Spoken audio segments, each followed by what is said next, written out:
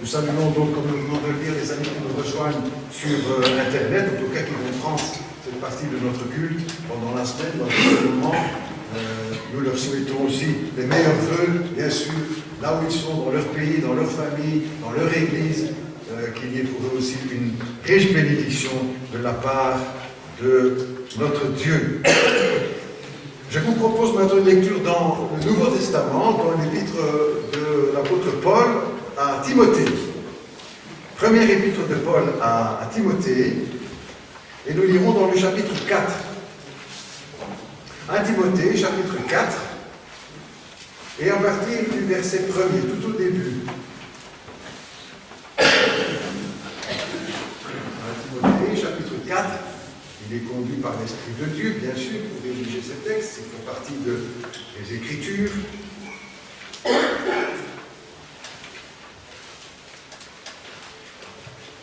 1 Timothée, donc chapitre 4, et nous lirons à partir du verset 1er. Mais l'Esprit de Dieu dit expressément que dans les derniers temps,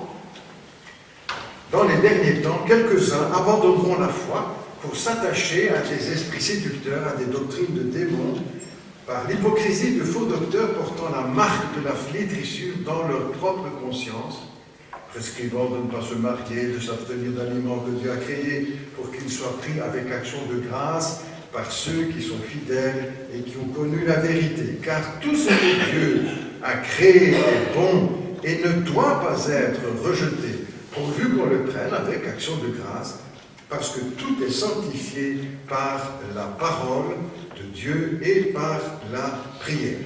En exposant ces choses aux frères, aux sœurs, tu seras un bon ministre, serviteur de Jésus-Christ, nourri des paroles de la foi et de la bonne doctrine que tu as exactement suivie. Repousse les contes profanes et absurdes, exerce-toi la piété, car l'exercice corporel est utile à peu de choses, tandis que la piété est utile à tout, ayant la promesse de la vie éternelle et de celle qui est à venir. C'est là une parole certaine et entièrement digne d'être reçue. Nous travaillons en effet et nous combattons parce que nous mettons notre espérance dans le Dieu vivant, qui est le sauveur de tous les hommes, principalement des croyants. Jusque-là, notre lecture, si vous le voulez bien, à la suite des précédents pour ce dimanche matin. 2016 a été une année sombre sur différents plans, politiques, sociales, militaires, spirituels aussi. Sombre pour le monde, pour l'Europe et pour la Belgique. Une année sombre aussi en particulier pour les chrétiens, pour les croyants. C'est le philosophe Bernard-Henri Lévy qui n'est pas chrétien et qui a écrit ceci. Aujourd'hui, c'est la communauté chrétienne qui est la plus persécutée dans le monde.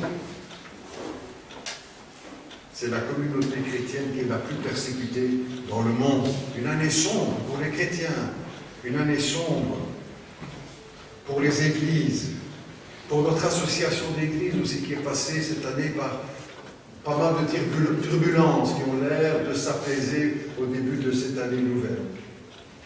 Et toutefois, malgré cette année assez sombre, 2016, notre Église a vraiment à remercier Dieu. Nous avons vécu beaucoup de bonnes choses, non pas parce que nous sommes meilleurs que les autres, ou que les autres sont moins bons que nous, mais par la grâce de Dieu. Et c'est pour ça que c'est à lui seul que nous rendons toute la gloire. Personne n'en tire orgueil, ou au contraire. Mais cela doit nous rappeler que nous avons à être reconnaissants pour ce que nous avons vécu ensemble tout au long de cette année. Même s'il y a eu des moments difficiles pour les uns, pour les autres, certains nous ont quittés, autres hospitalisés, etc.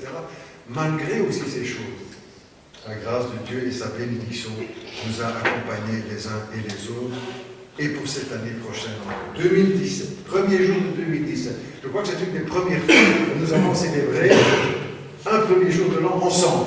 Enfin, ça doit tomber tous les 7 ans, 12 ans, quelque chose comme ça, je suppose, avec le... Voilà, bref. Premier jour de 2017, une année particulière aussi, il est bon de le rappeler, pour les églises protestantes ou les protestants, les chrétiens protestants dans le monde entier, puisque cette année 2007 sera le 500e anniversaire de la naissance du protestantisme ou de la réforme, comme on l'a appelé au XVIe siècle, dans toute l'Europe, et puis qui a explosé jusque dans le monde entier. Nous aurons l'occasion d'en parler d'ailleurs tout au long de cette année. Certainement que nous pouvons placer cet événement et le présenter comme le plus grand réveil spirituel de toute l'histoire du christianisme. Et c'est pour cette raison qu'il sera bon au long de cette année de rappeler tout ça, comment l'Esprit de Dieu a travaillé pour ramener le peuple de Dieu à la parole de Dieu, à Jésus-Christ, et à la croix, à la résurrection, puisqu'on nous en était éloigné assez bien des siècles précédents. Pour ce matin, la prédication sera très claire sur le schéma, 3 volets: la crise que nous vivons, 2016-2017, Israël, encore au cœur de l'actualité et des conflits, et puis aussi l'Église, notre Église et l'Église en général. La crise, tout d'abord, peut-être un premier volet. En tant que chrétiens, en quelque sorte, nous ne devrions quand même pas trop nous étonner de ces temps de crise que nous vivons, parce que toute la Bible ne cesse de nous annoncer que les choses vont de moins en moins bien. Non pas parce qu'elle est pessimiste, mais parce qu'elle est réaliste, et qu'elle nous présente les événements tels qu'ils vont se passer. Et en quelque sorte, avec les années qui passent, nous en sommes témoins que les choses ne vont pas en s'améliorant, mais plutôt en se gâtant. Même s'il y a des bonnes choses qui se font par-ci par-là, on ne le nie pas, n'est-ce pas? Mais quand même, les hommes avanceront, nous dit l'Écriture, toujours plus dans le mal, dans l'iniquité. Il fait du progrès dans la science, c'est vrai, et on en profite tous, on remercie Dieu, mais aussi dans le mal, n'est-ce pas? Et on dirait que les moyens techniques sont des outils pour faire exploser en quelque sorte ce mal dans le monde. La rébellion contre Dieu, n'est-ce pas, qui se manifeste d'une façon de plus en plus ouverte, ou ouvertement. La situation de notre monde vient de là, parce que les hommes ont voulu rejeter Dieu dans leur ensemble.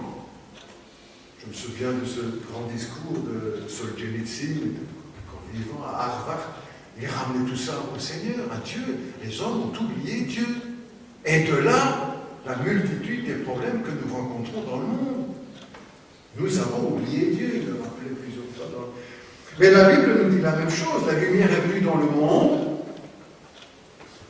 et les hommes ont préféré les ténèbres, parce que leurs œuvres étaient mauvaises. Et celui qui fait le mal a de la haine pour la lumière, et il ne vient pas à la lumière, parce que ses œuvres sont mauvaises. Évangile selon. Et Jésus lui-même a dit dans le grand sermon sur la fin des temps, en signalant qu'il y aura de l'angoisse parmi les nations, des guerres, des bruits de guerre, des famines. Il n'a pas annoncé des temps meilleurs, il y a 2000 ans. Nous vivons cela aujourd'hui. Et l'apôtre Paul, conduit par l'Esprit de Dieu, disait aussi, dans le texte que nous avons lu, 1 Timothée, 2 Timothée aussi, quand il dit: sache que dans les derniers jours, il y aura des temps difficiles. Et si on prend aussi quelques textes dans l'Apocalypse, le dernier livre de la Bible, il nous est décrit une situation apocalyptique. La rébellion de l'homme qui atteindra son paroxysme. Non pas une rébellion mondiale de tous les hommes, au contraire. Une rébellion qui s'affirmera de plus en plus. Il est question là dans ce livre des cavaliers de l'Apocalypse, de la bête qui monte de la terre, en parlant de l'Antichrist. Et sans le réaliser, peut-être notre monde prépare la venue de ce personnage que la Bible appelle l'Antichrist, le dictateur de la fin des temps. Et le livre de l'Apocalypse est aussi, malgré son âge avancé, presque 2000 ans maintenant, le livre de l'Apocalypse est à la pointe de l'information. Quand il est question, au chapitre 13, de cette marque qui sera posée sur tous les hommes, de main, de front, pour qu'ils puissent acheter et vendre. Impossible de commercer sans cette marque.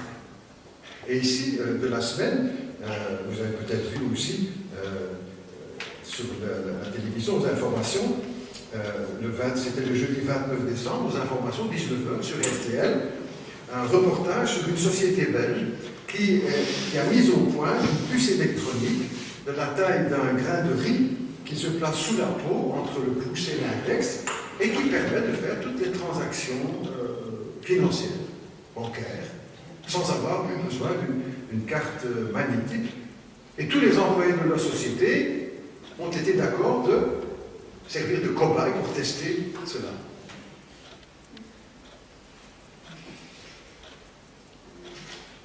Et toujours dans ce livre de l'Apocalypse, un refrain qui revient, qui est terrible quand on le relit, c'est un refrain, un verset qui revient. Les hommes refusèrent de se repentir et ils blasphémèrent le nom du Seigneur. Nous ne devons pas être trop surpris de la crise dans laquelle nous sommes, n'est-ce pas, parce qu'elle prépare ce chemin pour le grand adversaire.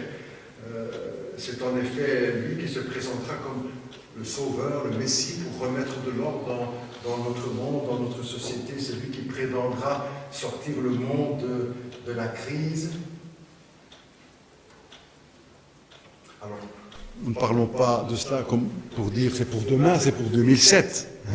Il n'y a pas de dates qui sont données, mais les circonstances et les événements avancent dans ce sens. Et c'est pour cela qu'on peut reconnaître aussi que la Bible reste un livre tellement moderne et dans l'actualité, au cœur de l'actualité pour ce sujet et beaucoup d'autres également. Mais c'est aussi l'occasion de rappeler que le Seigneur tient toutes choses en sa main.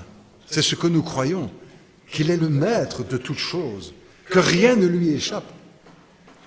Nous connaissons certainement ce gospel. Il tient le monde dans sa main. He's got the whole world in his hand. Il tient le monde dans sa main. Il n'y a rien qui lui échappe. Et c'est ce qui doit aussi nous garder rassurés. C'est un message aussi rassurant que la Bible veut laisser. Jésus lui-même a dit, quand vous verrez ces choses arriver, levez vos têtes, car votre délivrance est proche. Quand vous verrez ces choses arriver. La Bible couvre en quelque sorte un peu toute l'histoire, depuis le tout début jusqu'à la toute fin. Le passé, le présent et l'avenir. Et l'apôtre Pierre, lui aussi, dans cette même perspective, dira « Ne soyez pas surpris comme d'une chose étrange qui vous arrive de la fournaise qui est au milieu de vous. » Dieu n'est pas surpris. Dieu ne va pas bricoler quelque chose pour arranger les choses, pas du tout. Tout cela fait partie de ce qu'il nous a annoncé à l'avance. Jésus disait aussi d'ailleurs à ses disciples, « Je vous ai tout annoncé d'avance. » Et encore dans le chapitre de l'Évangile selon Jean, chapitre 16, le Saint-Esprit vous annoncera toutes choses, des choses à venir. Ainsi, Dieu veut nous rassurer aussi avec cette parole que nous avons soulignée à Noël, qui revient plusieurs fois. Soyez sans crainte, soyons sans crainte. Non pas parce qu'il ne nous arrivera rien du tout, que tout sera parfait pour nous, mais parce que le Seigneur est avec nous. Et que tout ça fait partie du dessein de Dieu et de ce qu'il a annoncé dans sa parole. Premier volet, cette crise dans laquelle nous sommes et dans laquelle nous avançons. Un deuxième volet, Israël. Mais pourquoi Israël? Qu'est-ce que ça vient faire ici? Mais parce que Israël est au cœur aussi des Écritures et du plan de Dieu et de notre actualité. Aujourd'hui, au XXIe siècle. De nouveau, Israël est au cœur de l'actualité. Il y a quelques années d'ailleurs, le jour de l'an, le concert de Vienne, je ne sais pas si vous aimez bien, moi j'aime bien de regarder les valses, etc. J'aime assez bien, c'est joli. Et c'était la direction d'orchestre était confiée à Daniel Barenboim, qui est un juif, chef d'orchestre, et qui a d'ailleurs créé un orchestre composé de musiciens juifs et arabes pour lancer le témoignage de la paix, pour montrer que la vie est possible avec ces deux entités qui s'affrontent.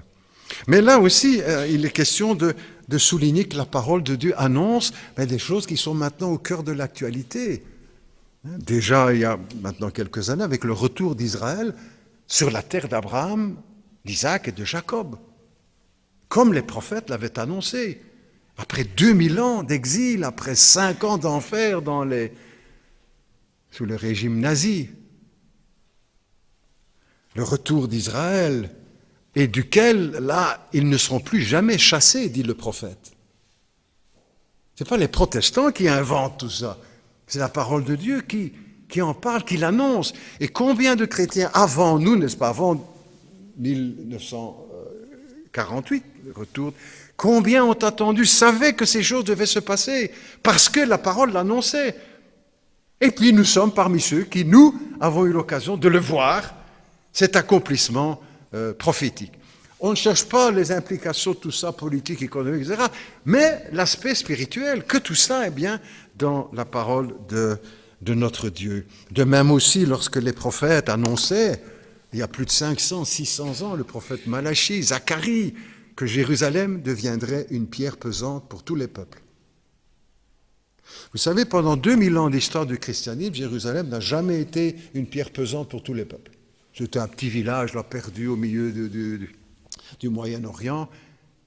Aujourd'hui, depuis quelques décennies, Jérusalem devient une pierre pesante pour tous les peuples. Et il reste encore au centre de l'actualité. Ce n'est pas étonnant, parce que cette ville a joué un rôle dans le plan de Dieu. Déjà, lorsqu'Abraham est appelé à offrir son fils, ne l'offre pas, mais c'est là-bas que ça se passe. Quand David veut construire le temple, quand Salomon va le construire, c'est là-bas. C'est là que notre Seigneur est venu. C'est là qu'il est allé dans le temple. C'est là qu'il est mort à Jérusalem. C'est là qu'il est ressuscité. Et c'est là qu'il a promis. Pas étonnant que ce soit une ville avec un destin particulier dans le plan de Dieu. Dans l'actualité aussi, puisque nous avons appris ici, les uns et les autres, en suivant l'actualité, certainement, vous comme moi, que le prochain président des États-Unis a promis, dans son programme électoral, en tout cas, on va voir si tout ça va se mettre en place, de ramener l'ambassade des États-Unis en Israël de Tel Aviv à Jérusalem. Ce qui ne va pas se faire sans remous, vous vous en doutez bien, dans le monde. Nous sommes tous informés aussi, pour rappeler que ce peuple et cette nation et cette ville est encore au centre de l'actualité. Nous avons tous été informés de cette décision infâme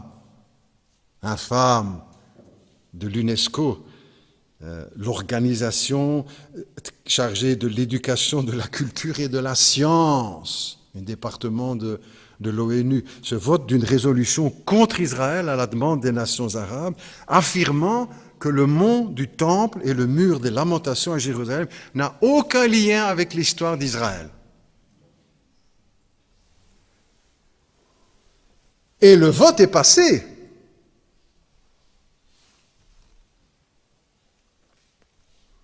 C'est comme prétendre que les pyramides n'ont rien à voir avec l'histoire de l'Égypte. C'est comme prétendre que la muraille de Chine n'a rien à voir avec l'histoire du peuple chinois. Et ça a été voté contre Israël et contre Jérusalem. On est en pleine folie, n'est-ce pas?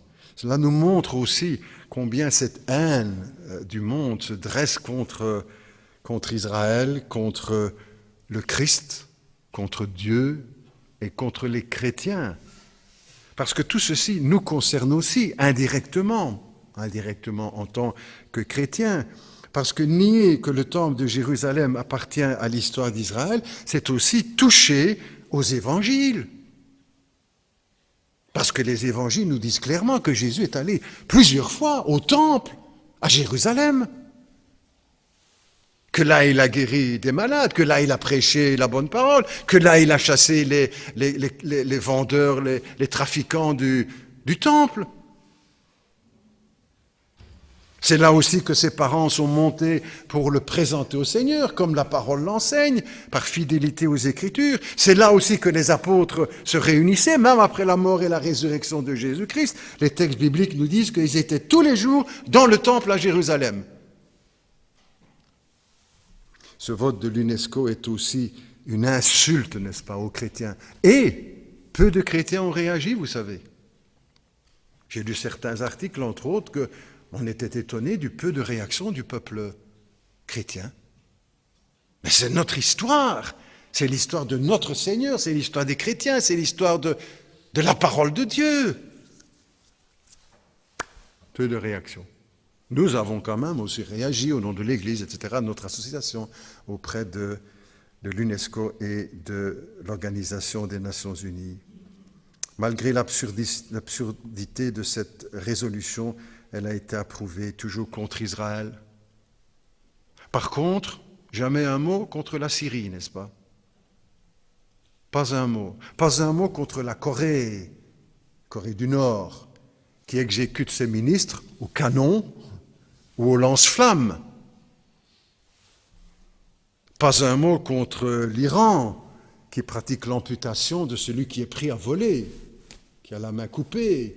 Pas un mot. Pas une résolution contre eux. Ou contre Cuba, qui met en prison tant et tant d'hommes qui n'ont pas été jugés seulement. Pas un mot. Mais pour Israël, contre Israël, toujours. Toujours, toujours, toujours, toujours. Notre mission, alors quelques-uns pourraient dire, mais pasteur, on n'est pas en train de faire de la politique. Non, non, on ne relève pas cet aspect-là. L'aspect spirituel est que tout ça fait partie du message de l'Évangile et des choses qui ont été annoncées. Parce qu'aujourd'hui, les prophéties deviennent histoire. Elles entrent dans l'actualité. Elles se réalisent dans l'actualité. Donc il faut parler de ces différents personnages ou citer ces différents noms et avoir le courage de ne pas garder le silence, n'est-ce pas, dans cette situation. Avoir le courage de ne pas garder le silence comme les nations l'ont fait lorsqu'on était en train d'exterminer 6 millions de Juifs. Nous savons aussi que plusieurs ont réagi, quelques-uns en tout cas ont réagi pour protéger, pour les accueillir. Et nous savons aussi que dans les familles chrétiennes, il y en a plusieurs de notre Église qui sont maintenant auprès du Seigneur, qui sont décédés, qui ont vraiment au camp à Limoges, que peut-être beaucoup ne savent pas, et que là aussi, des Juifs ont été cachés. Et il y a quelques années, nous avions fait un camp, en faisant plusieurs. Il y avait un des enfants, grandis bien sûr maintenant, un dentiste aux États-Unis, qui était revenu sur les lieux pour voir là où il avait été caché, protégé. Mais aussi, à côté de tout cela, beaucoup de choses qui n'ont pas été faites et qui auraient pu enrayer la machine de destruction de ce peuple. Et puis, les choses se renouvellent encore aujourd'hui. Encore? Ben oui. On reparle de nouveau d'une destruction, d'une extermination du peuple d'Israël, du peuple juif, du peuple dont Jésus faisait partie, les prophètes, les apôtres. De nouveau, et personne ne bouge, on laisse parler, on laisse dire, on laisse faire, de nouveau, des choses abominables qui sont dites, des projets horribles qui sont mis en place, qui sont énoncés, et on laisse faire. Et même certains applaudissent. Nous devons, il y a un moment où il faut sortir du bois, comme on dit, il faut choisir dans quel camp on est, et ne pas avoir peur de tenir la parole de Dieu pour véritable. Nous avons aussi à nous poser la question, mais avec tout ce qu'on entend là-bas, comment est-ce que notre pays réagirait si on vivait les mêmes choses? Si nous avions en face de nous un ennemi qui a juré notre mort? Comment négocier? Comment se réconcilier avec un voisin qui vient vous rencontrer, qui vient vers vous avec une bombe dans la main, qui dit c'est pour vous et pour vos enfants. Qu'est-ce qu'on peut négocier? Et c'est cette situation-là qui se vit là-bas au pays. Pas besoin, toujours se reproche aussi, on leur dira c'est de leur faute, ils n'ont pas besoin d'être là, ils n'ont pas le droit d'exister, laissez-nous les égorger. Nous ne pouvons pas, évidemment, rester silencieux face à ceux qui ont en projet d'exterminer Israël. 10 millions, aujourd'hui à peu près, de Juifs en Israël. Et refaire une deuxième Shoah avec le silence des nations. Et nous, chrétiens, nous avons aussi quelque chose à dire, encore aujourd'hui, au cœur de cette actualité. Troisième volet. Quelques minutes encore. On change de registre là, bien sûr. Le premier, deuxième, troisième, mais cela aussi parce que le monde, on ne pourra pas le changer. On ne pourra pas le changer. Même si on le souhaiterait, on ne pourra pas le changer. Israël, on ne pourra pas intervenir non plus. Mais l'Église, notre Église, là nous pouvons agir, nous pouvons vivre, nous pouvons travailler. Là nous pouvons changer des choses, nous pouvons intervenir les uns et les autres. C'est ça la vie de l'Église aussi. C'est une famille. On est ensemble et on partage ensemble une part de notre vie ici-bas. Pas seulement le dimanche matin, mais à bien d'autres occasions.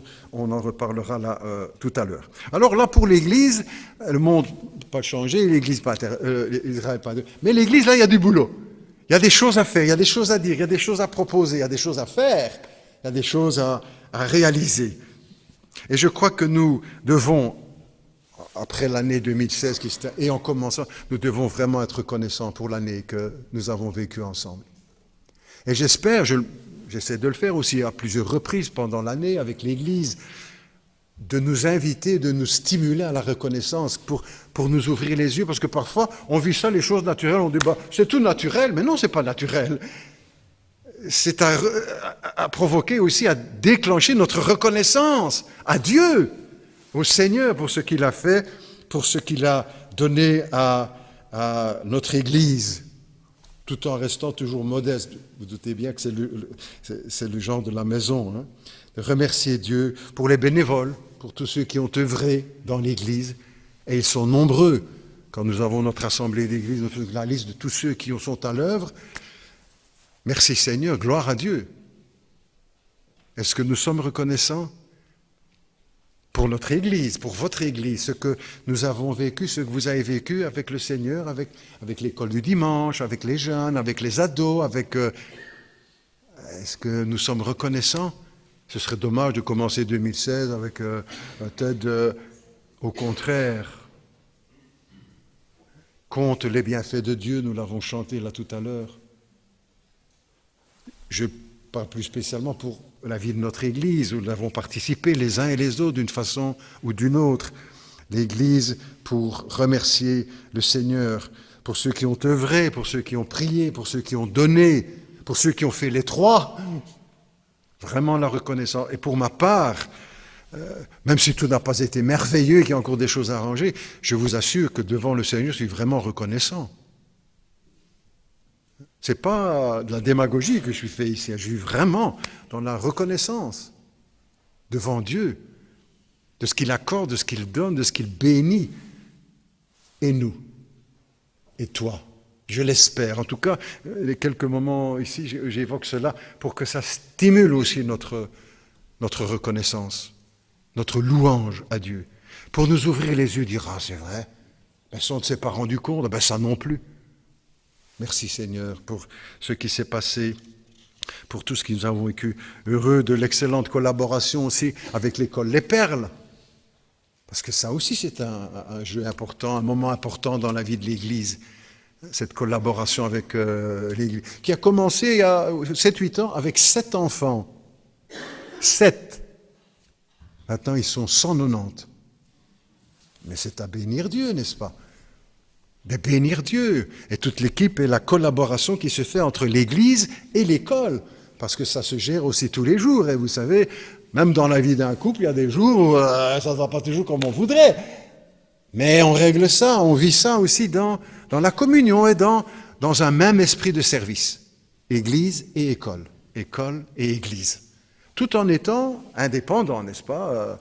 On ne se mêle pas des affaires des uns des autres. Non, non. Mais ça se vit dans Merci Seigneur. Ce qui permet aussi que notre bâtiment soit occupé constamment. J'allais dire jour et nuit, presque, en tout cas tous les jours. Et pour ça, nous voulons vraiment être reconnaissants et bénir Dieu. Heureux que le bâtiment, les briques, le béton puissent être rentabilisés, entre guillemets, spirituellement. Et puis aussi, en dehors de ça, avec d'autres moments, toutes les activités, la vie de l'Église. Il y a certaines semaines où tous les soirs, il y a des réunions. Pas seulement dimanche, oui, dimanche, bien sûr, mais tous les soirs, des rencontres. Et parfois, une soirée avec plusieurs réunions, même dans plusieurs salles. Mais ça sert la vie de l'Église aussi. Et c'est pour ça que nous avons aussi à être reconnaissants. On pourrait évoquer beaucoup de choses dans la vie de l'Église, on ne va pas tout refaire l'année écoulée, mais quand même évoquer nos enfants qui sont chaque dimanche reçus à l'école du dimanche. Je me souviens quand on avait reçu il y a quelques années des journalistes qui faisaient une enquête sur l'Église au boulevard Thiroux, une enquête, un reportage. Ils étaient étonnés, ils disaient, il y a tout ça, et ça aussi, et ça aussi. Ben oui. Ben oui. L'école du dimanche, les ados, les jeunes, les seniors, les sorties d'église, les égards fraternels, les baptêmes que nous aurons aussi bientôt le dimanche 15, les bébés qui sont présentés au Seigneur, la distribution des Bibles, des enveloppes cadeaux que nous avons fait récemment, les soirées cinéma chrétiens, parce que nous voulons aussi utiliser les moyens modernes, on va dire, pour servir l'Évangile et apporter les valeurs chrétiennes dans les cultes portes ouvertes, le congrès Willow Creek, la formation des moniteurs d'école du dimanche et pour les camps à Limoges, les missions que nous avons reçues, les abeilles de Jean-Michel Blancpain, puisqu'on avait aussi le groupe Niaco, les Ubis. Merci au Seigneur. Merci au Seigneur à sa grâce. Avec humilité, mais vraiment dans la reconnaissance. Et vous savez, la reconnaissance est un signe de maturité. Un signe de maturité chrétienne, spirituelle. Comme les enfants, quand ils commencent eux-mêmes à dire merci, et plus seulement parce qu'on t'a dit merci, mais quand ils le font d'eux-mêmes, voilà, les signes de maturité qui apparaissent. Dieu nous maintienne dans cette reconnaissance, bien sûr, en ce premier dimanche de l'année 2007. Mais c'est aussi l'occasion de lancer un appel, et je termine avec ça, de lancer un appel aussi pour chacun de nous. Nous vivons dans une société de plaisir. Les gens cherchent leur plaisir, mais d'une façon obstinée. Bon, on ne juge pas, c'est comme ça. Et nous, en tant que chrétiens, nous devons être vigilants aussi qu'il y a autre chose que le plaisir, le délassement, et il y a le devoir. Nous avons des devoirs, en tant que citoyens, bien sûr, mais aussi en tant que chrétiens, nous avons des devoirs, en quelque sorte des obligations, on pourrait le dire comme ça, spirituelles, c'est-à-dire que chacun choisit. On n'impose rien à personne. Je ne dis pas, vous allez venir et vous allez ici. Non, non, c'est aussi, mais c'est à cela que nous sommes appelés pour vivre dans la liberté des enfants de Dieu. Et un de ses premiers devoirs, c'est notre présence. Et je le redis de temps en temps tout au long de l'année, notre présence. Personne ne doit croire ou penser que je sois là ou que je ne sois pas là, ça ne fait pas la différence. Surtout quand on est tous nombreux au balcon, etc. On dit, il y en a un ou deux en moins, on ne verra pas que je ne suis pas là. Si, chacun compte, n'est-ce pas? Tout le temps. C'est comme si un joueur de football disait sur le terrain, je ne sers pas à grand-chose, moi je ne touche que le ballon de temps en temps. Non! Chacun de nous, nous sommes utiles. Avec ce que Dieu nous a accordé comme don, comme personnalité, comme caractère, Et le devoir de notre présence dans l'Église. Nous avons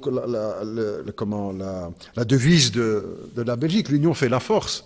Quand on est là ensemble, on est quand même plus fort. Et peut-être se dire aussi, chaque fois que je m'absente, j'affaiblis mon Église. Vous allez dire, pasteur, vous prêchez pour votre chapelle. Là. Non, ce n'est pas ma chapelle, c'est la chapelle du Seigneur. Et pour lui aussi, nous comptons.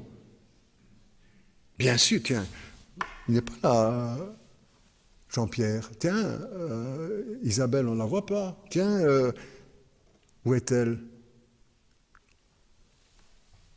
Chacun de nous est important et nous devons nous le rappeler, notre présence dans la vie de l'Église. Et puis aussi, deuxième aspect, de soutenir l'Église. Nous ne vivons pas avec les subsides de l'État, de la commune, de la province.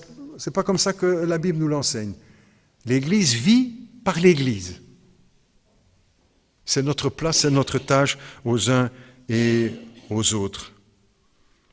Et ce serait dommage de profiter de tout dans la vie de l'Église pour nos enfants, nos ados, nos jeunes, et de ne pas soutenir cette Église, celle-ci et les autres, parce que nous ne soutenons pas seulement. Une troisième aussi, troisième devoir, je vais dire, troisième engagement, d'être actif. Ne nous contentons pas d'être spectateurs. Il y a des choses auxquelles on assiste, voilà, on ne saurait pas faire autrement, peut-être comme dans tout. Mais aussi un rôle d'acteur, d'actrice, de prendre une part à la vie de l'Église. Selon les disponibilités de temps, d'âge, etc., voilà, on le sait. Mais d'être là, dire, voilà, je sais que, ça, on compte sur moi. Ça, je peux aider, ça, je peux faire pour l'Église. L'apôtre Paul, la Bible nous dit que chacun de nous avons reçu un ou plusieurs dons pour pouvoir servir, pour pouvoir être utile, pour pouvoir porter du fruit dans la vie de l'Église. Nous connaissons aussi la parabole de Jésus, la parabole des talents, où il distribue aux uns et aux autres, et certains le font valoir, et puis un, il ne le fait pas valoir, il ne bouge pas, il l'enterre. Que nous ne soyons pas celui-là en 2017, au contraire. Et que nous puissions aussi reconnaître que jusqu'à ce jour, l'Éternel a été avec nous. On sait que la situation n'est pas facile pour les chrétiens dans le monde, dans notre pays. On voit une laïcité de plus en plus agressive vis-à-vis des chrétiens. Et des portes qui se ferment au niveau des lois.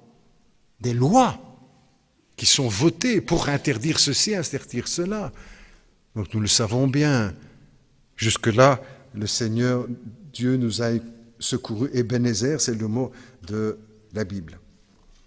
À l'aube de 2017, croyons que Dieu a aussi encore des bénédictions pour notre Église, pour chacun de nous aussi, individuellement, et pour la communauté, que nous puissions être assurés de cela. Et vous savez aussi, la bénédiction de Dieu, elle passe toujours par quelqu'un. Ce n'est pas un colis que Dieu nous envoie comme ça du ciel en disant voilà, parachuté. Sa bénédiction, elle passe par chacun de nous. Par toi, le pasteur. Et nous sommes aussi, en cela, une bénédiction pour l'Église. Je vous souhaite une année bénie, remplie de grâce, de la présence de Dieu, une bonne année et une bonne santé dans le Seigneur. Pour chacun et pour l'Église. Prions ensemble, si vous le voulez. Notre Dieu, notre Père, nous voulons te remercier pour l'Église, pour ce que tu nous as permis de vivre tout au long de cette année, les bénédictions que nous avons reçues, ce que nous avons pu apporter aussi, donner, partager. Merci, notre Dieu. C'est la vie de cette famille qui ne demande qu'à s'agrandir aussi, qui ne demande qu'à s'agrandir et à accueillir ceux et celles qui voudraient s'approcher et venir au Seigneur. Nous voulons aussi te prier, notre Dieu, pour Israël, comme le dit la parole, pour la paix de Jérusalem, et pour qu'ils se tournent vers Jésus, vers le Messie. Comme l'apôtre Paul disait, mon vœu pour eux, ma prière, c'est qu'ils soient sauvés, c'est qu'ils se tournent vers leur Messie, le Messie, Jésus de Nazareth. Nous voulons aussi te prier, notre Dieu, pour cette situation dans le monde et dans lequel nous sommes, puisque nous sommes du monde, dans le monde, différents, mais comme les autres. Aide-nous, Seigneur, à rester dans la confiance et à savoir aussi analyser toute cette situation internationale, locale ou nationale à la lumière des Écritures, des prophéties, et que nous puissions les uns et les autres y trouver aussi encouragement. Père Céleste, qu'à notre tour aussi, nous puissions être fidèles dans tout ce que tu attends de nous. Nous te le demandons au nom de Jésus, notre Seigneur. Amen.